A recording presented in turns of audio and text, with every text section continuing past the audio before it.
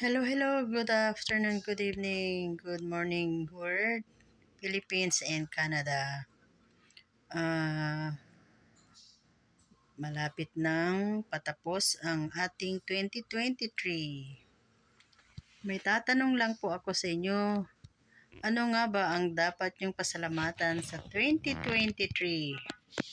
At welcome 2024. Ayan.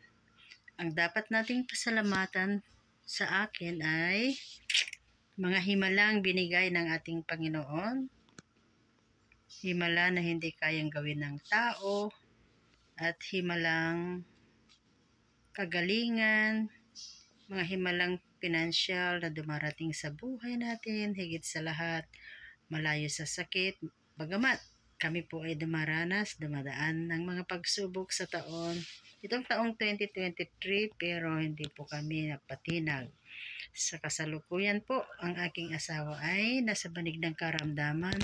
Pero salamat sa Diyos kasi pinapakita pa rin niya ang pagmamahal niya sa amin. Kaya po, yun po ang pinapasalamatan ko sa taong 2023 dahil hindi niya kami pinabayaan kasama ang aming mga mahal sa buhay, nasaman sila naroroon. Lalo na po ang aking tatay, aming tatay. Naway pagpalain kayo lagi at malakas pa rin ang katawan nyo. Abot kayo ng 100 years old. At sa aking asawa naman na nasa banig ng karamdaman ay totally healing upon healing na itong darating na 2024. Salamat sa Diyos itong 2023. Sa dami ng mga pagsubok, nandyan pa rin ang ating Panginoon. Kaya maraming salamat po. Without you, we cannot do nothing, Lord. Dito lang po ang aming pasasalamat sa 2023. Bye 2023. Welcome 2024. Biyaya na walang hanggan. Pag may pagsubok, ang kapalit ay biyaya. Kaya nananalig po kami at umaasa po kami at higit sa lahat, sa aming pananampalataya, ang kapalit ng lahat na itong pagsubok itong 2023 sa aming buhay dito, sa aming pamilya dito sa Canada ay ang kapalit ay biyayang umaapaw ng siksik-liglig at umaapaw pa sa pangalan ni Jesus.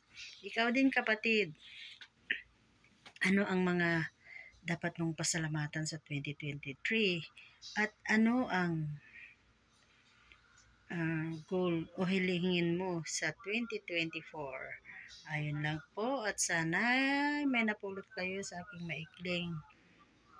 maikling video sa gabing ito. Ngayon ay katapusan na ng no, katapusan na ng 2023.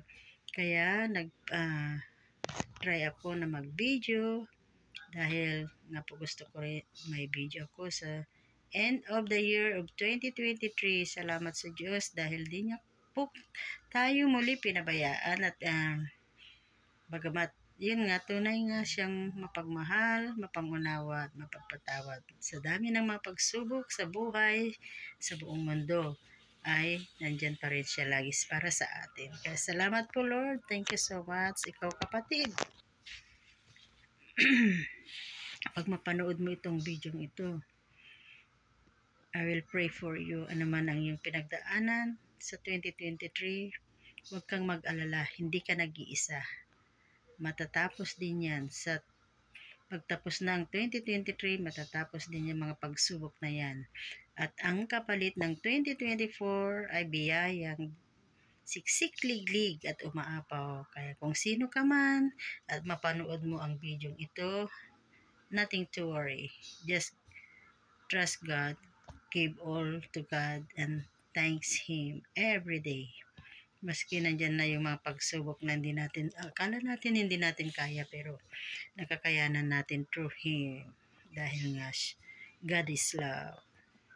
Ito ang aking mensahe sa mga kapatid natin dito, mga kaibigan dito sa YouTube. Naway pagpalain kayo ng ating Panginoon. At again, kung may dapat kayong pasalamatan sa 2023, just write it down here, and or you need prayer, just ask, write down here, and I will pray for you. So, salamat Panginoon dahil sa siksik, liglig at umaapaw na pagsubok, alam po namin ang kapalit ay umaapaw din na biyaya. To God be the glory. Sa mga may karamdaman, I will pray for you for your healing.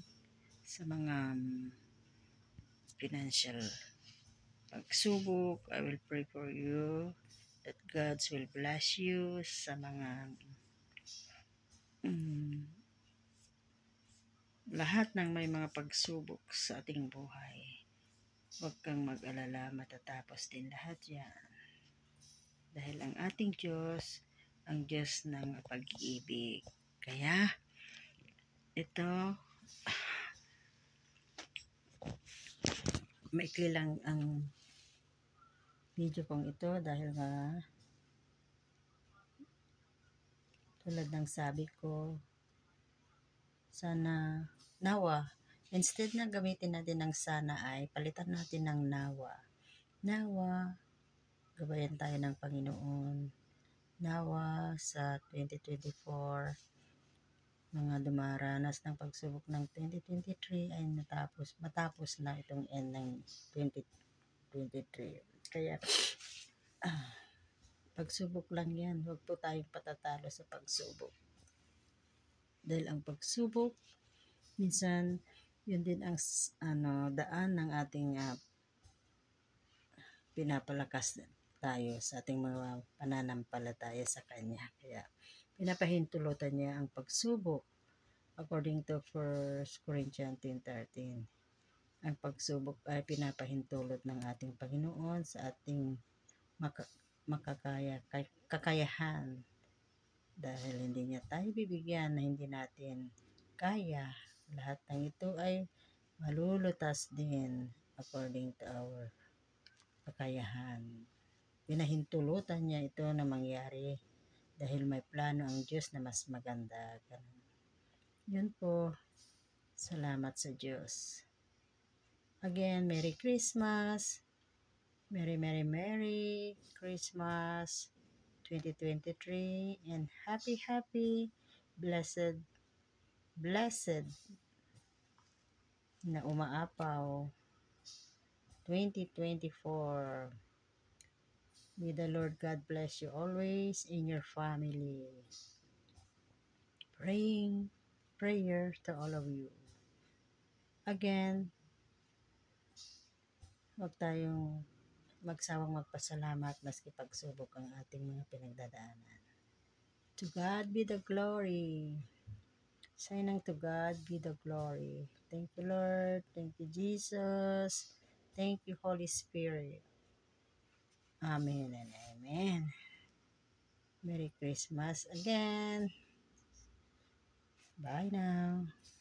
God bless us all.